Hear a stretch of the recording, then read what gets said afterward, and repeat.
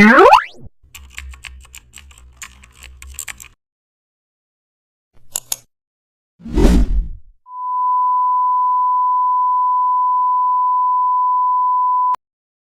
back to the channel. Don't forget to like, share and subscribe for more updates.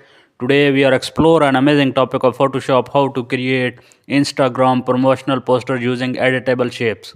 Start with a portrait canvas for maximum IG reach. Drop a soft gradient background for a modern look and place a large rectangle as your base promotional frame. Use diagonal custom shapes to add motion and energy. Then add a circle behind the product to highlight it beautifully.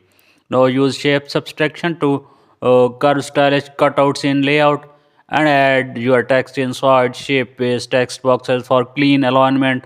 Use small triangles and lines for trendy visual contents. Insert product images using shape clipping mask.